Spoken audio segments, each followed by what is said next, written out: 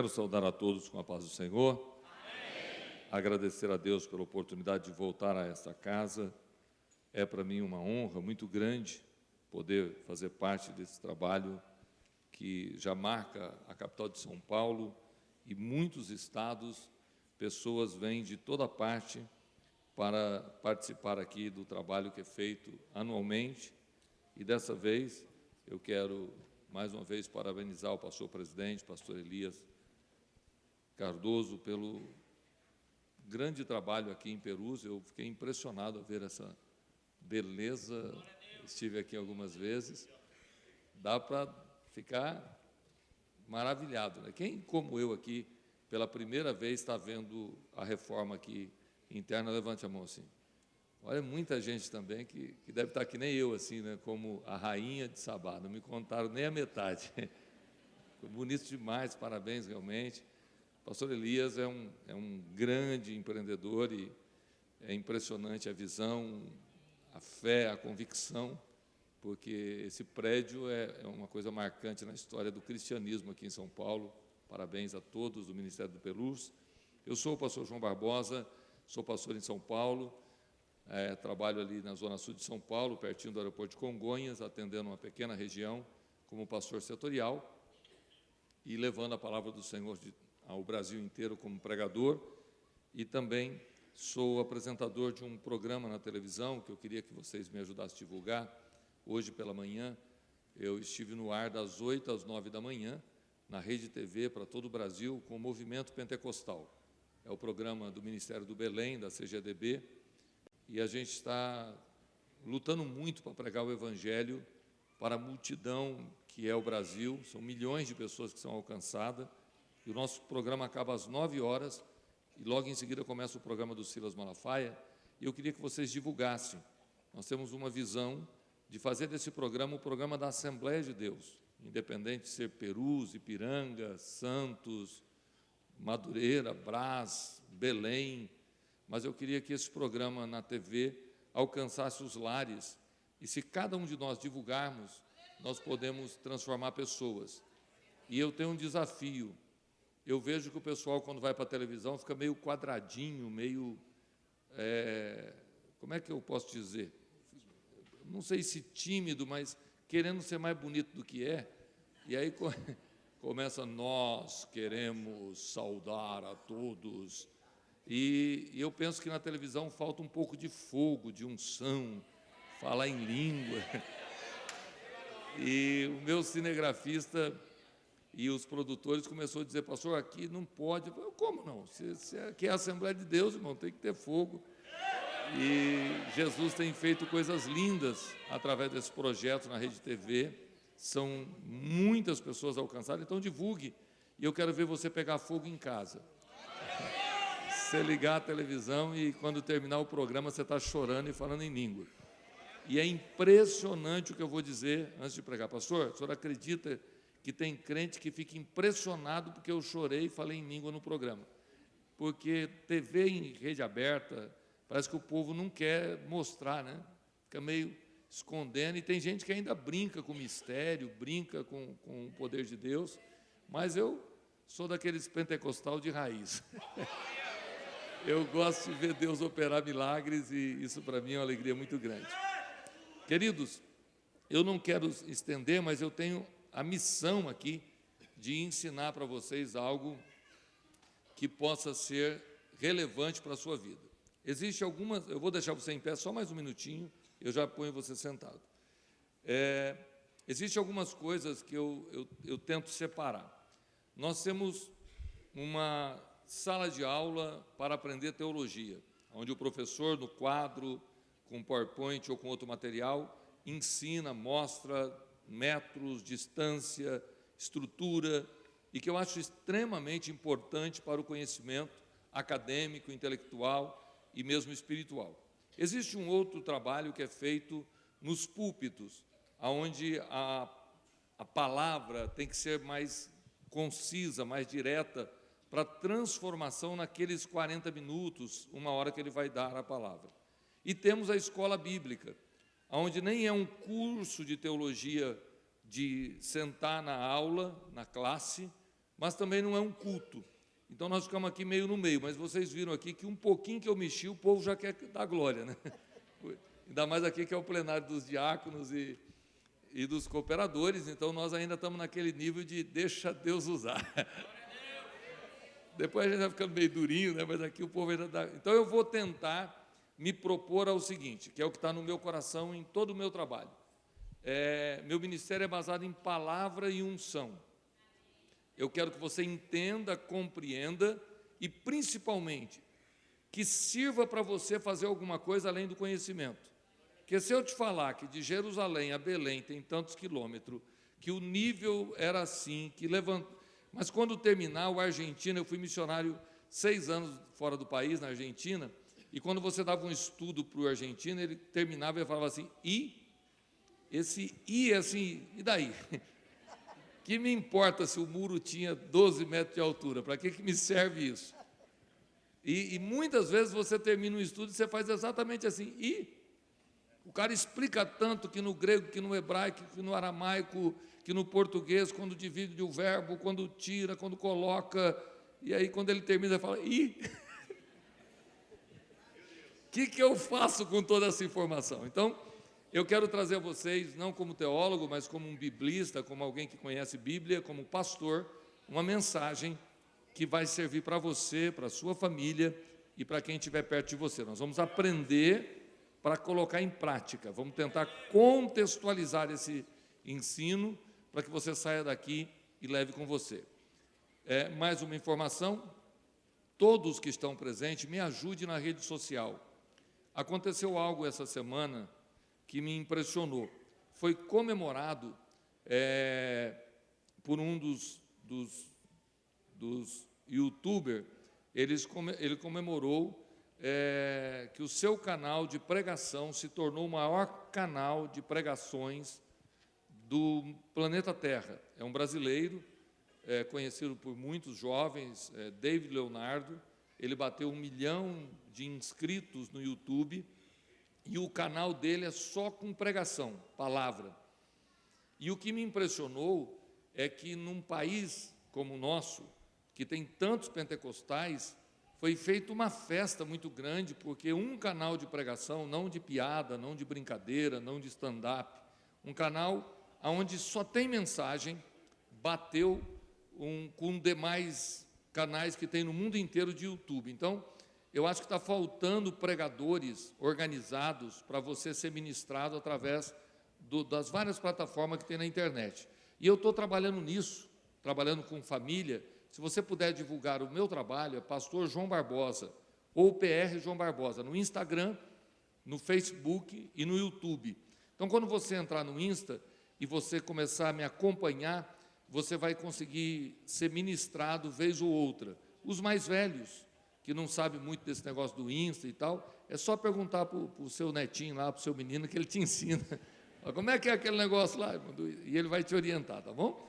Ele vai dizer, não é aqui, vô, é aqui, mãe, é aqui, pai. Porque você pode usar esse celular não só para telefonar, mas para ser ministrado também e parar de usar ele só para fofoca, né? Pega a sua Bíblia comigo, nós vamos ler a Bíblia antes de você sentar. Todo o trabalho da escola está sendo ministrado com muita profundidade pelo que li e acompanhei sobre o Evangelho de Mateus, e trabalhando hoje com Mateus capítulo 13, eu quero ler com vocês, para nós termos como base. Mateus capítulo 13, depois nós vamos para uma apostila. Meus irmãos, eu começo devagarzinho assim, só até esquentar as turbinas, viu? Depois eu pego fogo e dou até uns gritos aqui. Quero agradecer ao sonoplasta, parabéns, muito bom o som. Eu, quando começar a falar mais forte, eu tiro o microfone para você não precisar ficar tão preocupado aí, tá bom? Mateus capítulo 13.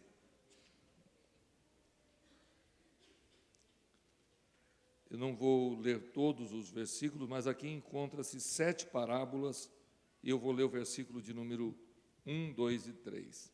Diz assim: tendo Jesus saído de casa naquele dia, estava sentado junto ao mar, e ajuntou-se muita gente ao pé dele, de sorte que, entrando num barco, se assentou, e toda a multidão estava em pé na praia, e falou-lhe muitas coisas por parábolas, dizendo: Eis que o semeador saiu a semear. Sente, por favor, com a sua Bíblia aberta. Se você tiver a apostila, eu queria que você abrisse ela na página 19.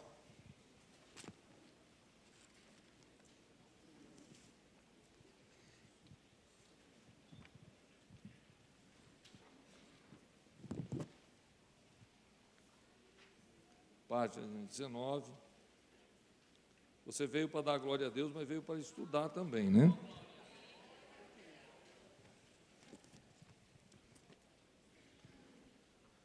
Mateus, capítulo de número 13.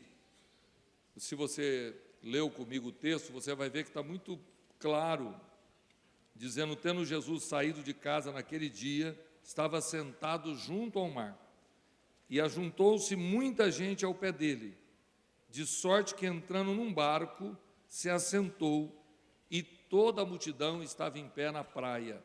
Eu quero levá-los a essa cena, quero levá-lo, transportá-lo, que a sua mente possa ser, nesse momento, usada para a imaginação, e você imaginar uma praia, e quem conhece esse mar, como eu conheço, ele não é o mar que nós temos aqui, com ondas, é um mar de água parada, não é um mar que as ondas batem. Por isso Jesus tinha muita facilidade, porque alguém me perguntou como é que ele ficava no barco e as ondas batendo, né?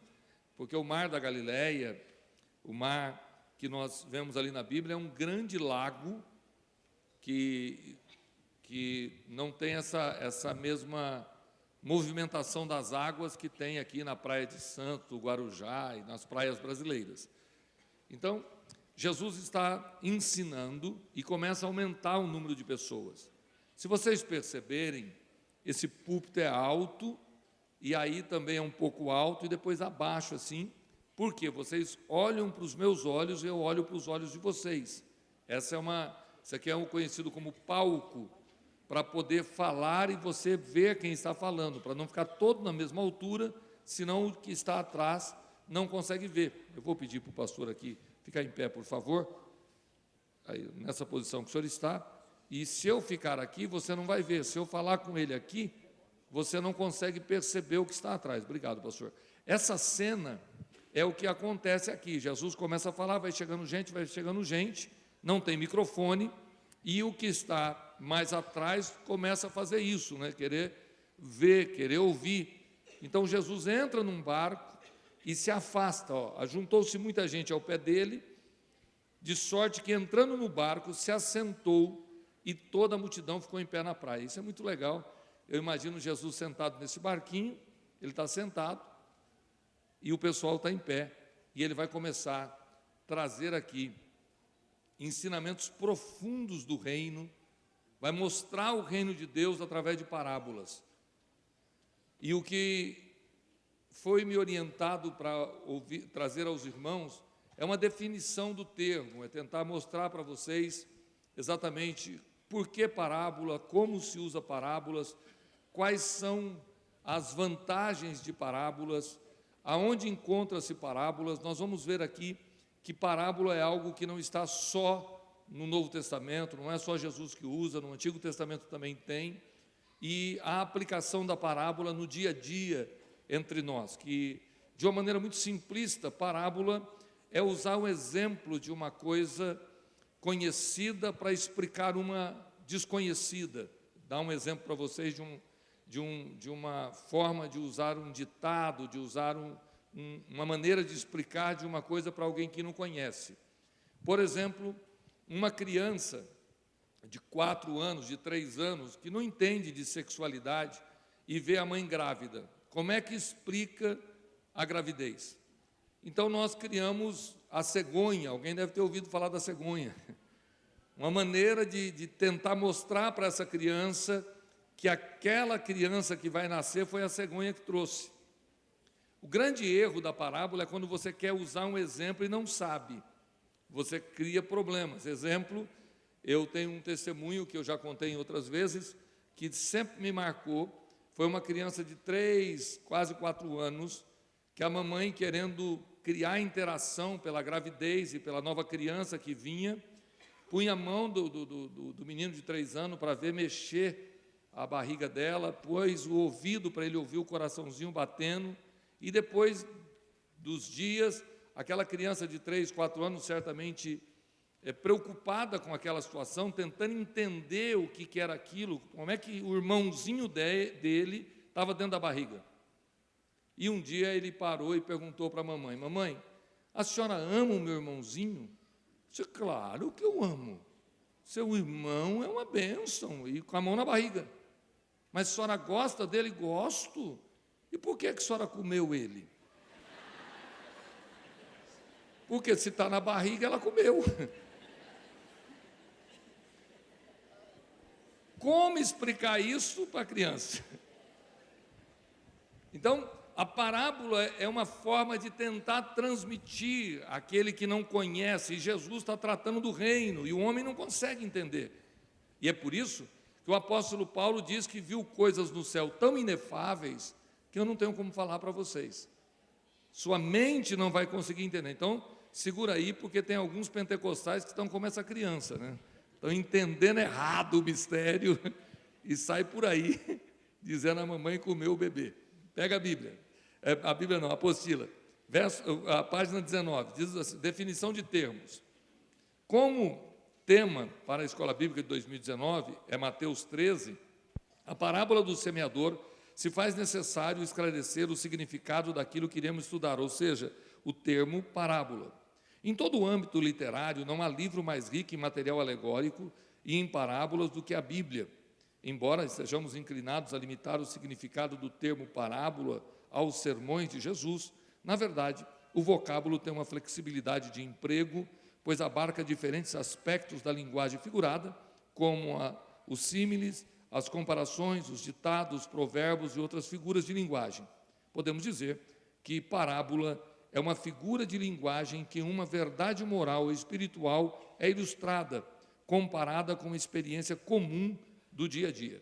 Quero pedir a vocês que estão com a apostila, se você puder usar caneta, grifa, risca a palavra que você não conhece, porque se eu perguntar aqui para vocês o que é um material alegórico, o que é símile, esse símile aqui, os símiles, eu tentei até buscar no Google como é que pronuncia esse trem. Se é símile, o que é isso? Então, tudo que você lê, qualquer leitura que você não conseguir entender, não passa por cima. Grifa e procura o tio Google. Fala: tio, o que significa isso aqui? E o tio Google vai te mostrar. Todo mundo que tem um trenzinho desse aqui, usa internet, tem um Google, não tem? Então, pega o tio Google e fala: tio, me explica. E o tio Google te orienta. Então, você lê, e você acredita que tem cristão pentecostal que até hoje não sabe o que é circuncisão, incircuncisão, que até hoje não sabe o que é um incircunciso, porque ele só diz, só fala, mas nunca parou para ver. Então, quando você vê um texto que você não entende, eu quero que você risque. Segundo, é importante para você crescer na graça e no conhecimento, olha aqui, que você também grife a palavra que é mais forte. Do todo o texto, eu grifei aqui a última parte, se você puder ir na apostila, que diz assim: podemos dizer que parábola é uma figura de linguagem em que uma verdade moral ou espiritual é ilustrada. Aqui eu grifei, porque aqui está o resumo do que pode ser uma parábola. Você pode notar que o escritor diz claramente: é uma figura de linguagem. O que é figura de linguagem? São as várias formas que o idioma nos dá condições de explicar. Então, eu vou voltar lá com vocês, no mesmo texto, para que vocês possam entender melhor. Quando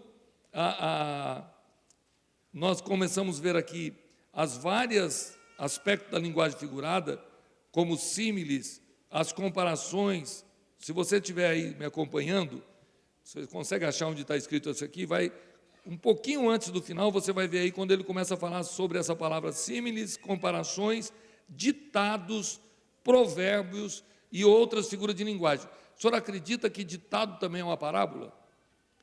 Como assim ditado é uma parábola? Água mole em pedra dura, tanto bate até que fura. Isso é uma parábola, é um ditado, que quer explicar uma verdade. Qual é a verdade que quer explicar nesse negócio? Água mole em pedra dura, tanto bate até que fura. Eu estou falando de água e de pedra, mas eu estou tentando explicar paciência, persistência, continuidade. Siga fazendo, que até que você consegue. O que quer dizer esse ditado? Que uma coisa tão rígida como uma pedra e uma coisa tão frágil como a água, na continuidade pode ter resultado. Então, esta é a expressão da parábola. Ela transmite uma verdade quase que filosófica, mas de uma maneira usando figuras, usando exemplos de coisas diferentes, que é o que eu disse aqui para vocês. É uma verdade moral, ou talvez espiritual, que é ilustrada, trazer para a luz alguma coisa. Alguém aqui já ouviu aquele ditado, barriga cheia, goiaba tem bicho? Já ouviram? A maioria, talvez, quem tem menos de 30 anos, nunca ouviu, porque esse é negócio lá da roça. Barriga cheia, goiaba tem bicho. E eu ouvi minha mãe falando isso toda a vida, mas eu nunca entendi o que era, até que um dia eu fui tentar descobrir o que quer dizer isso. E aí o que eu descobri? Tão simples. Minha mãe queria dizer que quando você comeu bastante, acabou de almoçar, acabou de jantar, está com a barriga cheia, e alguém te dá uma goiaba para comer, você fica olhando, ver se não tem bichinho, porque lá no interior entravam uns bichinhos dentro da goiaba. E a coisa mais triste não é achar um bichinho, é achar a metade de um bichinho. Quando você está comendo. Então, as mães diziam para os filhos, barriga cheia, goiaba tem bicho. Por quê? Quando o menino estava morrendo de fome, não tem esse negócio de lavar a goiaba, de olhar a goiaba, ele fazia assim. O que quer explicar esse ditado? Quando você tem fome, você para de luxo, você para de buscar problema. Tudo é gostoso. Você percebe que uma frase, mas que explica grandes verdades. Talvez isso vai trazer luz para vocês do que é parábola. O que Jesus quer fazer é trazer coisas comuns para explicar verdades eternas. Jesus quer trazer coisas do cotidiano para revelar mistérios, muitas vezes inexplicáveis. E eu quero que você hoje aprenda que parábola são ensinos para transformação de pensamentos, de atitudes. É verdades que são reveladas através de comparações. Agora, meus irmãos, é assustador ver crente pentecostal que não entende que a parábola do filho pródigo, o filho pródigo não existe. O filho pródigo não é um cara. O pai do filho pródigo não existe. É um ditado, é um jeito de explicar uma verdade eterna. Mas quando faz a peça do filho pródigo, quando alguém fala do filho pródigo, parece que você até vê ele, né? Quem que é esse filho pródigo? A parábola do juiz iníquo, que a viúva que era pobre e que ia e batia na porta do juiz. Vocês lembram dessa parábola? E o juiz, aquele juiz não existe, aquela viúva não existe. É uma comparação, é trazer coisas do cotidiano para explicar uma verdade. Então você já viu alguém dizer assim, conta-se, diz, afirmam, e você traz uma experiência, que é aquilo que a mamãe tenta explicar para a criança. Então Jesus está tentando mostrar nas parábolas coisas profundas espirituais, mas com comparações daquilo que não é uma história real, daquilo que não é uma história existente. Quando a Bíblia está contando, narrando uma história, ele não está falando em parábola. Mas quando eu trago uma história para ilustrar o que eu estou falando, então isso é uma parábola. Está claro para você? Olha para quem está do lado, você pergunta, você está entendendo? Pergunta para ele, está entendendo? Então vamos continuar. 2:1. parábolas no Antigo Testamento. Isso aqui é muito importante para você. No Antigo Testamento, a palavra hebraica traduzida por parábola é, não sei dizer isso aí, como é que diz aí?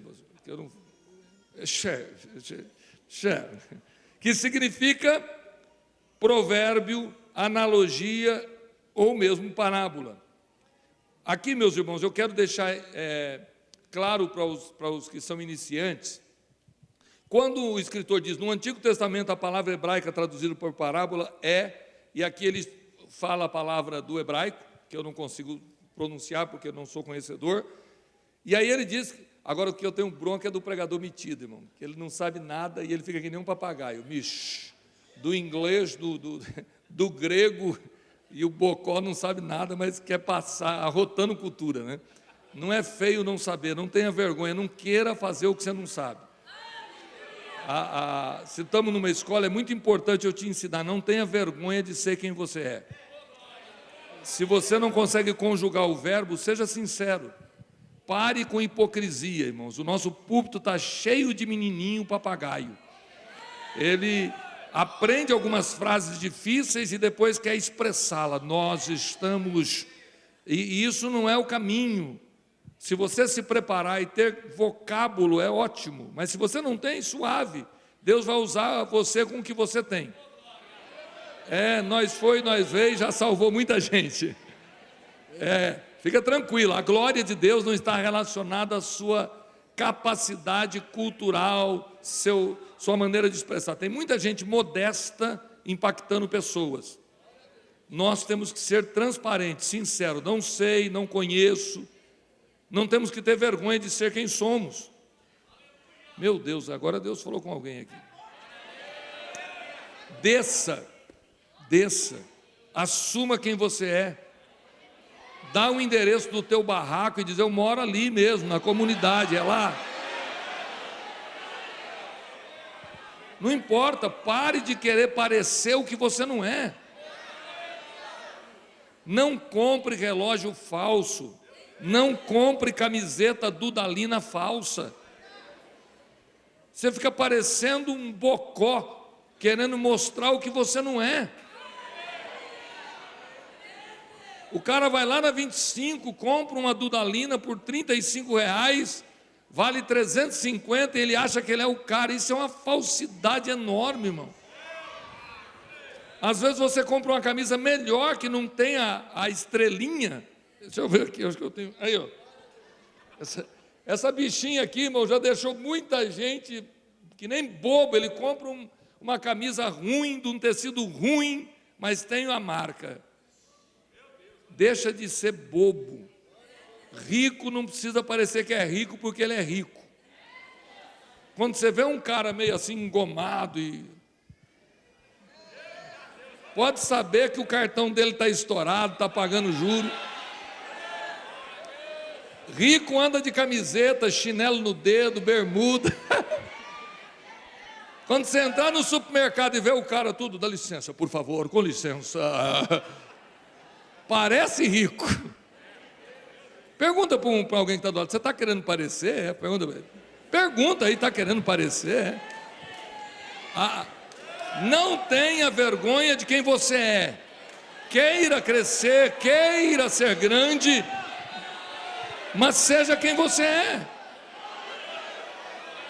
Senão você vai cometer erros com você mesmo, emocionais, erro com quem você ama. Assuma a sua posição e tenha alegria da sua origem. Você já viu o nordestino que quer esconder que é nordestino? Tem vergonha de ser paraíba? Meu irmão, não importa quem você é. O que importa é que você se arrependeu, foi perdoado, é redimido. Assuma quem você é e Deus vai te honrar. Vamos voltar aqui. Esse não estava no esboço, viu, irmão? Foi extra. 2.1. No Antigo Testamento, a palavra hebraica traduzida por parábola é mish, que significa provérbio, analogia e parábola. Essa palavra é muito usada pelos escritores do Antigo Testamento com ampla gama de significados, cobrindo diversas formas de comunicação.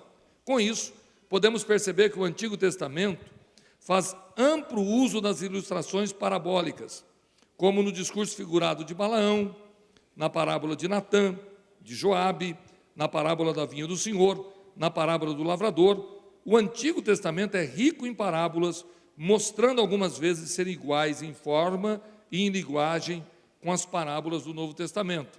Então, abra a Bíblia comigo aqui para nós aprendermos, 2 Samuel, capítulo 12. 2 Samuel 12 é uma parábola contada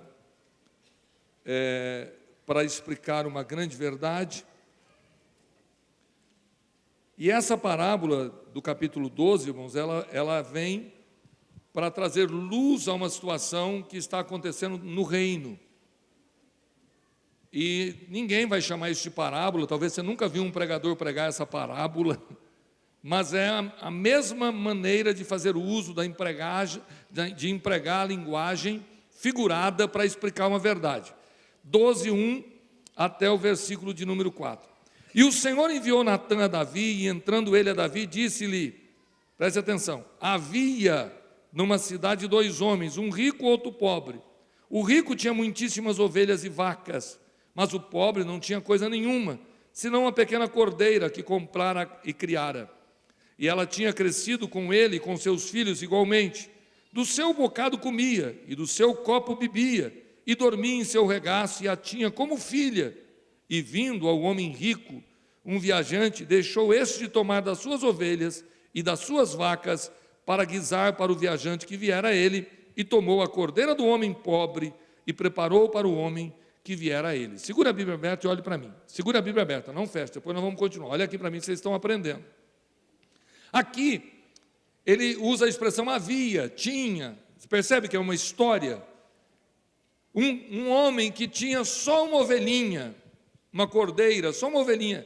E ele, dessa ovelhinha, ele tirava o leite, ele se aquecia, ele usava lã. Essa ovelhinha, a única que ele tinha, dormia com ele como uma filha. E ele era muito pobre, não tinha mais nada a não ser essa ovelha. Mas tinha um cara rico, muito rico, que tinha muitas ovelhas. Mas, um dia chegou uma visita na casa do rico, e o rico pegou e disse, eu vou dar um churrasco para o cara que está aqui me visitando. E o que ele faz? Ele vai na casa do pobre, pega a única ovelhinha que o pobre tem, mata ela e prepara a comida para o visitante dele e deixa as milhares de ovelhas que ele tem. Agora, vamos ver a resposta de Davi. Verso 5. Então o furor de Davi se acendeu em grande maneira contra aquele homem e disse a Natã, vive o Senhor, que digno de morte é o homem que fez isso. Segura a Bíblia aberta, olha para mim. Davi ficou irado, o rei, porque ele não entendeu que era uma parábola. Ele pensou que é como os crentes pensam do filho pródigo. Ele viu esse cara rico, e ele viu esse cara pobre, e disse, esse rico é digno de morrer, eu vou matar. E aí, ao verso 6. E pela cordeira tornará a dar quadruplicado, porque fez tal coisa, e porque não se compadeceu. Então disse Natã a Davi, tu és este homem. Assim diz o Senhor Deus de Israel, eu te ungi rei sobre Israel, e eu te livrei das mãos de Saul, e te dei a casa do teu senhor, e as mulheres do teu senhor em teu seio, e também te dei a casa de Israel e de Judá, e se isso é pouco, mais te acrescentaria tais e tais coisas. Por que, pois, desprezaste a palavra do Senhor, fazendo mal diante de seus olhos? A Urias, o Eteu, feriste a espada, e a sua mulher tomaste por tua mulher, e a ele mataste com a espada dos filhos de Amon. Agora, pois,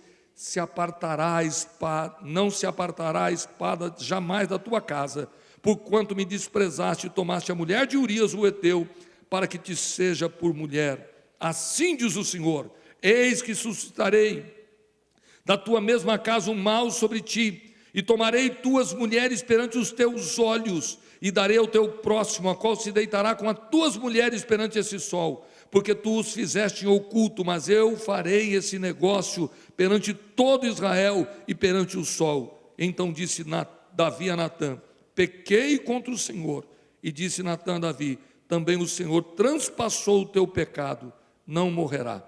Segure a Bíblia aberta. Vocês conseguem entender a profundidade de uma parábola? O profeta sabia exatamente o que Davi tinha feito. O profeta podia ter explicado para ele desde o início, mas ele traz a Davi a gravidade da situação, não mostrando o pecado, mas contando uma parábola, trazendo um exemplo, trazendo a ele a luz da situação de um pobre e um rico, do cara que tem tudo, mas vai pegar o do que não tem nada. Quando vem a mensagem direta, porque você percebe que logo depois, Natã sabe quem é o cara que morreu, sabe quem é a mulher que ele levou, conhece o adultério, já tem a sentença de Deus, mas ele não chega entregando tudo. Ele começa com uma parábola. Ele começa trazendo uma ilustração. Está entendendo? É essa a força da parábola. Ela traz, às vezes, para um filho, para um pecador, traz, às vezes, para a tua família um exemplo grande. Às vezes, a tua filha adolescente não vai entender quando você dizer está escrito, mas talvez uma parábola. Talvez Deus vai te dar sabedoria para pegar uma coisa do dia dela. Se eu começar a falar com o menino do Facebook, do Instagram, do WhatsApp, é mais fácil ele entender do que eu dizer algum versículo bíblico, mas eu posso fazer o que Natã fez. Traz uma parábola, mostra a situação, e quando a pessoa entende, aí eu trago a verdade. Está entendendo o mistério? É exatamente isso que você vai aprender aqui, que as parábolas de Jesus, que as parábolas bíblicas, ela tem a possibilidade de trazer verdades profundas diretamente com aquilo que você convive. Quando você vai falar com um cara que está no crime, que ele está nas drogas, que ele está vivendo uma vida à margem da sociedade, a linguagem dele é diferente, o jeito dele falar é diferente, ou não é? E você precisa aprender que tem muitas verdades que não são ditas num exemplo muito simples, na lata. Natã chega para ele, havia um homem muito rico e havia um pobre. E Davi está escutando. Quando Davi fica furioso, esse cara é digno de morte, esse cara tem que... Falei, esse homem é você, porque você tinha tudo, Deus te deu tudo, e poderia te dar mais, se você quisesse. Aleluia. Feche os olhos por um minuto, por favor. Abra a boca e diga comigo, Senhor Deus, abra o meu entendimento. Aleluia, diga isso, abra o meu entendimento. Que o Espírito de Deus possa trazer luz e possa trazer revelação à tua alma. Oh, aleluia, que o Espírito de Deus possa usar a tua boca como um canal de bênção para milhares de pessoas. Que os estudos que estamos aqui participando possa trazer para você entendimento daquilo que Deus quer falar contigo. Aleluia. Pega a Bíblia, por favor, vamos continuar aprendendo. Página 20. No Novo Testamento, o termo parábola ganha uma variedade de significados e formas. Há no grego duas palavras traduzidas por parábola. A primeira e mais usada é parabole, que ocorre 48 vezes nos sinópticos. Esse termo tem um significado de representar ou significar semelhança ou aparência, transmitindo a ideia de proximidade, semelhança, a fim de pôr uma coisa ao lado da outra para se verificar as semelhanças ou diferenças. O outro vocábulo, traduzido como parábola, é paraimia, que significa adágio, ditado, enigmático, provérbio, apresentação que se distingue dos meios normais de comunicação. Segure o dedinho aí para você não se perder na leitura, mas eu quero fazer aqui para você uma colocação. Quando o escritor escreve que ele está 48 vezes nos sinópticos, ele quer falar sobre os três primeiros evangelhos. O evangelho de Mateus, de Lucas e de Marcos, ou o evangelho de Mateus, Marcos e Lucas, que são parecidos, escrevem a mesma coisa, sinópticos, eles são semelhantes. João já tem alguns textos diferenciados. Então, é muito importante você entender que nos 3 primeiros evangelhos, Jesus usa vasta linguagem de parábolas para tentar explicar as verdades do reino de Deus.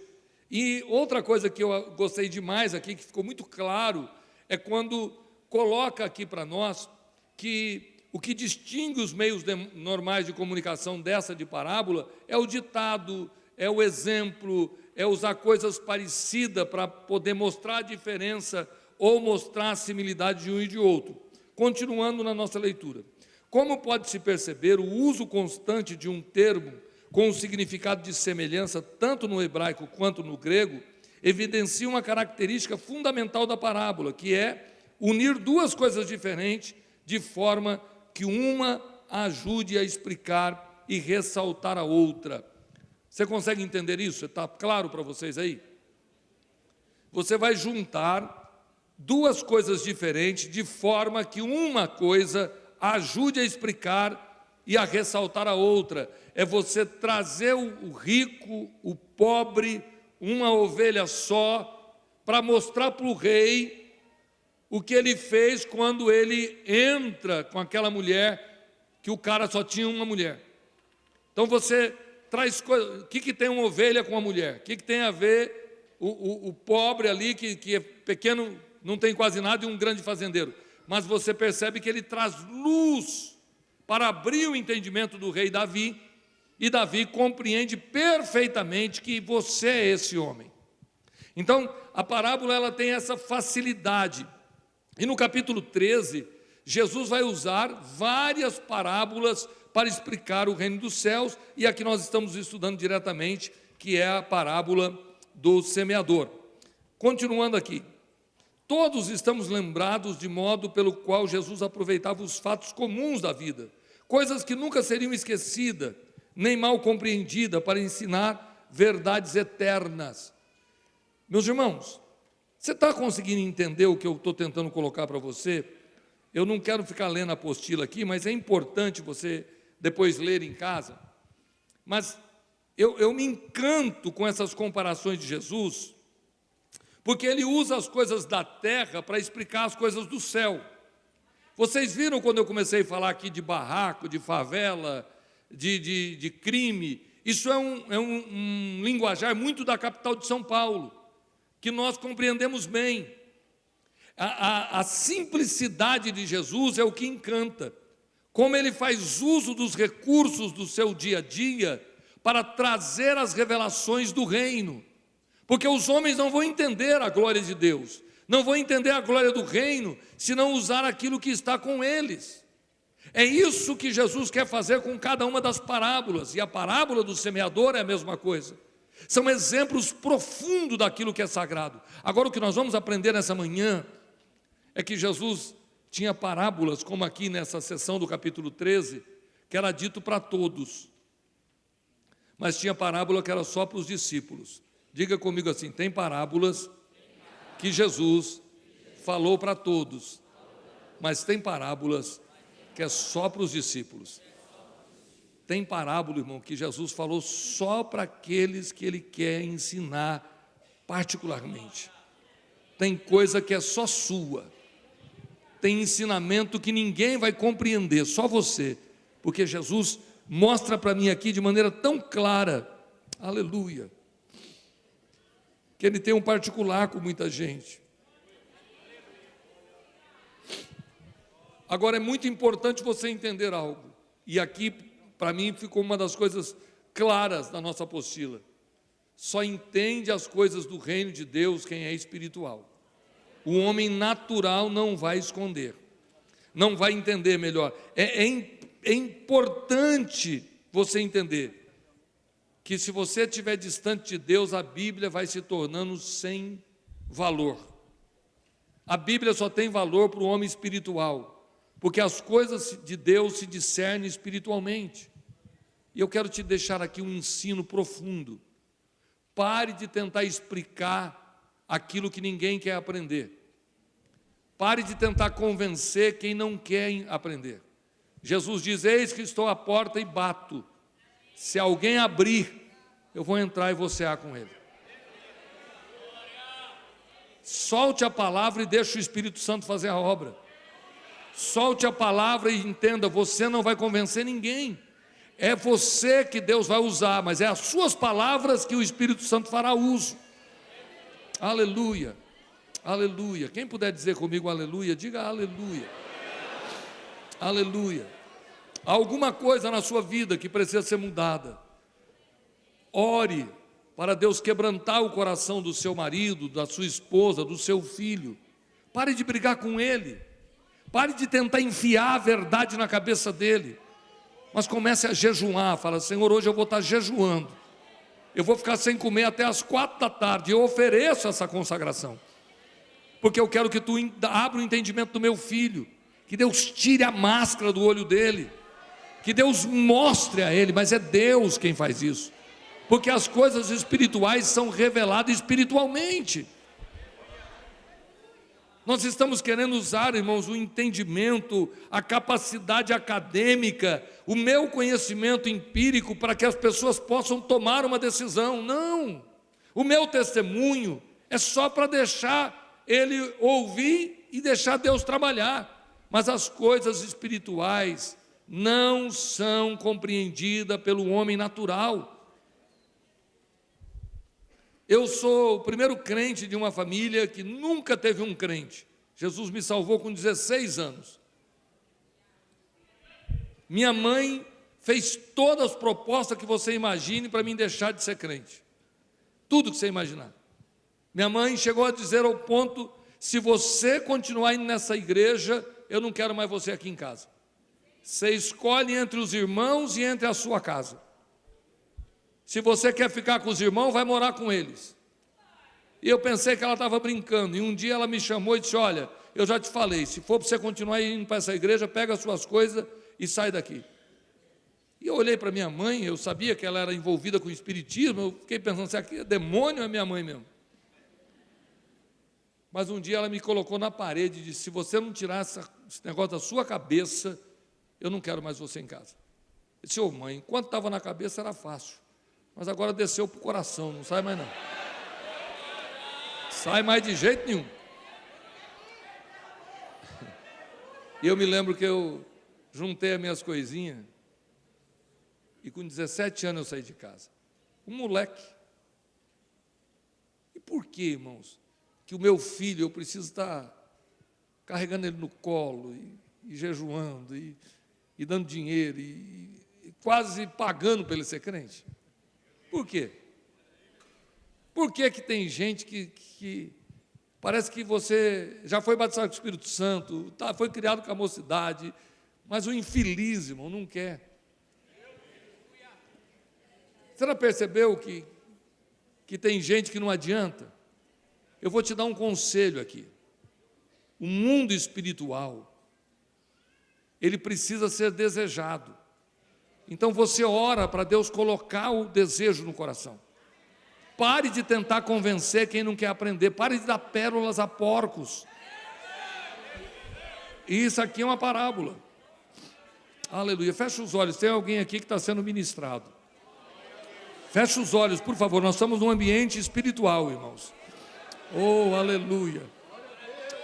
Que o Espírito de Deus venha sobre ti e te traga sabedoria nesta manhã. Que o Espírito de Deus renove o teu entendimento nesta manhã.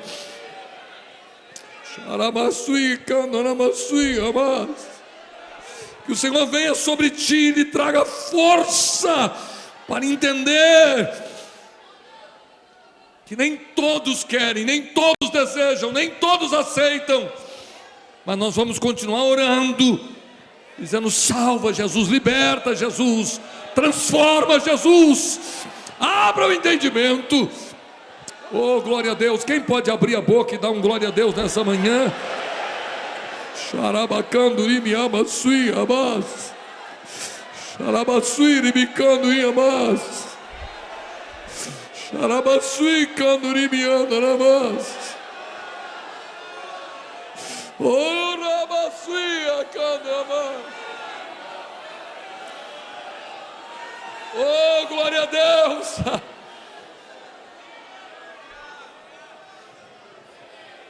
Glória a Deus.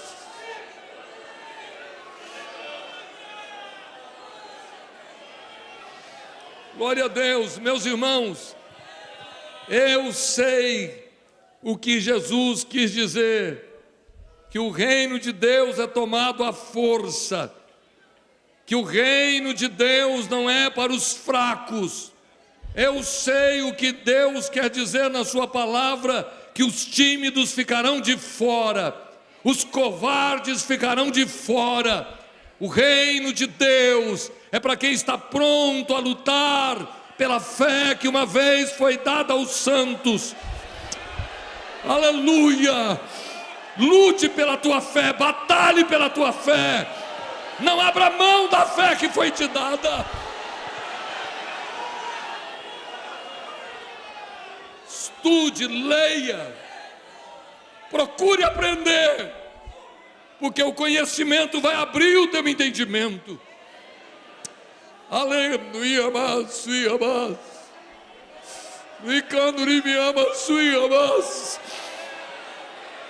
que o Espírito Santo possa fazer dessa escola uma mudança real dentro de você. Que você saia daqui dizendo: Deus falou comigo e eu vou mudar. Que os ensinamentos possam vir ao teu encontro para mudar o seu pensamento, mudar a sua atitude. Não basta aprender, temos que colocar em prática. Invista no seu conhecimento, leia, pergunte, não deixe nada passar por cima. Não despreze o conhecimento. Comece a fazer coleção de livros, de enciclopédias. Comece a andar com quem conhece mais do que você. Pergunte. Eu não entendi, como é que é? É tão gostoso aprender. É tão bom crescer. Eu olho para esse grande número de cooperadores, irmãos, e estou emocionado, porque eu já sentei aí, e eu lembro o quanto eu desejava aprender, e quando eu estou nesse altar hoje, eu estou dando glória a Deus, porque Ele me ensinou, aleluia. O que nós estamos vendo nas parábolas de Jesus, é Jesus usando coisas simples, para se ensinar verdades poderosas. Pare de rebuscar, pare de tentar ser cheio de palavras difíceis. É a simplicidade do Evangelho que transforma. Eu quero continuar ensinando a vocês, no capítulo 13, nessas 7 parábolas, 4 delas são totalmente direcionadas ao povo, mas 3 delas é particular, é feita para aqueles que estão ao seu lado. O Senhor quer mostrar a glória do seu reino, o Senhor quer mostrar que o reino já está entre os homens, mas não tem como explicar isso, se há 2000 anos depois é difícil explicar, que o reino de Deus está entre nós, e que nós somos a mostra do reino de Deus. Eu quero que você mastigue, coma esta palavra, esses dias que você está aqui, que essas apostilas possam te ajudar a crescer.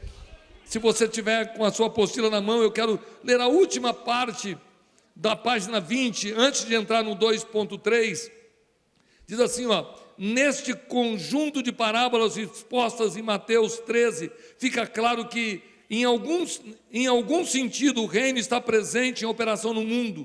O reino é chegado, mas a era perversa continua. O reino chegou, mas os maus e os justos precisam viver juntos em uma sociedade mista até a vinda do Filho do Homem. Assim podemos alistar 3 razões porque Jesus usou esse tipo de linguagem para se comunicar com os seus seguidores. Primeiro, para se cumprir as Escrituras. Eu gosto demais desse texto. Segundo, para distinguir os discípulos dos seguidores. Eu acho isso maravilhoso, irmãos. O versículo 11 e 12 do capítulo 13 de Mateus diz: porque a vós é dado conhecer os mistérios do reino dos céus, mas àqueles não lhe és concedido. Aleluia. Põe a mão em alguém, não sei se do lado, no ombro, se for alguém amigo, na perna. Põe a mão sobre ele, porque a sua mão tem poder. Eu tenho certeza, Jesus sempre usou a mão. Impõe as mãos, coloque as mãos, pôs a mão. Sua mão tem algo especial. A mão tem poder de transferir unção. Põe a mão sobre ele. Aleluia, aleluia.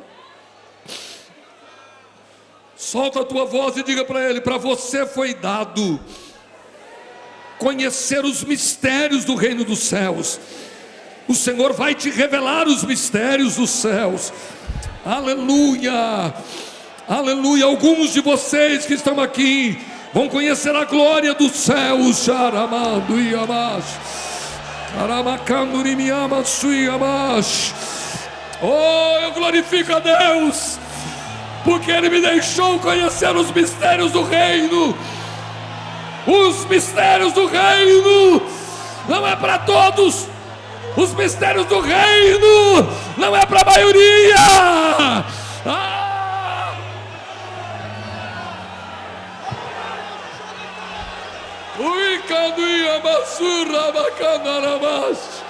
Abra a tua boca e louve ao seu Deus, porque Ele deixou você conhecer, Ele escolheu você para conhecer, Ele trata com você de forma particular.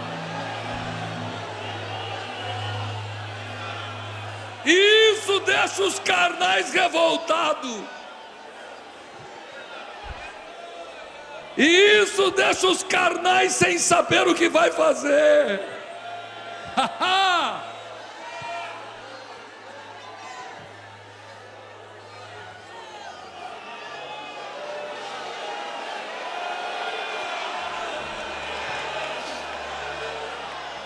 Tem coisa que é particular.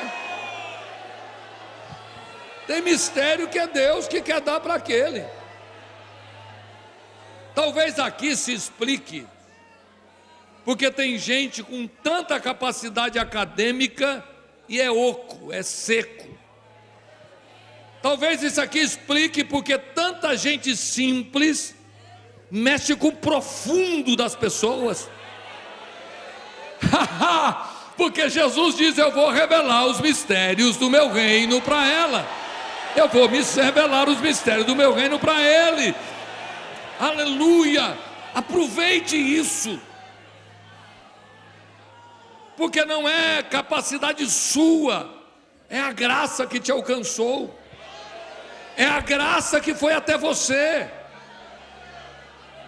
E eu quero te pedir, em nome de Jesus, pega isso aqui, ó, e mastigue, coma, entenda as parábolas. Leia as 7 parábolas, estude elas, diga: Deus, me revele. E você vai entender que Jesus usa uma linguagem simples para trazer revelação daquilo que é eterno. Você vai perceber que Jesus mostra o que ninguém quer ver, e quando ele menos pensa, ele já viu. É por isso que Davi se assusta, porque ele mesmo deu a sentença para ele. Quando Natan conta a parábola, quem sabe está faltando isso para os seus filhos?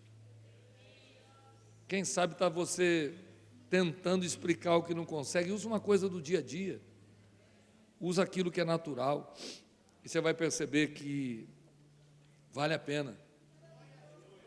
Se Jesus usou desse expediente, por que nós não usamos? Se Jesus fez uso com tanta dedicação das parábolas, por que nós não fazemos? De vez em quando é melhor explicar mais simples. De vez em quando é mais fácil o simples do que o complexo. Guarda isso no coração. Quero crer que lhe ajudei de alguma maneira, que Deus possa te abençoar e que nós possamos juntos aprender cada dia mais. Eu me sinto extremamente honrado, irmão, de poder ministrar a palavra de Deus pelo Brasil afora. Eu tenho dedicado o meu ministério para falar para a família. Se você gosta de encontro de casais, se você gosta de trabalho com família, eu quero te pedir para anotar os meus dados, me procurar no Instagram ou no Face ou em outro lugar, e eu quero ir lá na sua congregação levar uma palavra para a família, marido e mulher, casais, jovens. Creio que isso vai ajudar muito. Eu quero, antes de terminar, nesses 5 minutos, agradecer pela oportunidade, louvar a Deus por estar aqui e pedir aos irmãos que orem por mim, orem pela minha família, orem pelo meu ministério. Que Deus te abençoe e te guarde. Eu trouxe algum material, quero apresentar para vocês rapidamente, vai estar ali na frente, na banca. Tem aqui alguns livros que algumas pessoas gostam, outros acham que é imprescindível, mas quem ouve a Adore deve estar ouvindo uma promoção que está tendo no programa do pastor César Cavalcante. O Guia Completo da Bíblia, para mim, é um dos grandes tesouros teológicos da atualidade. Foi escrito por um americano e de uma forma muito abrangente, em mais de 500 páginas, num guia completo de toda a palavra de Deus, de Gênesis a Apocalipse. Ele te mostrará como você pode entender melhor o livro de Provérbios, de Oséias, o livro de Amós. Eu queria que cada irmão que puder levar essa obra, é uma obra, rapaz, o cinegrafista aqui é profissa, viu?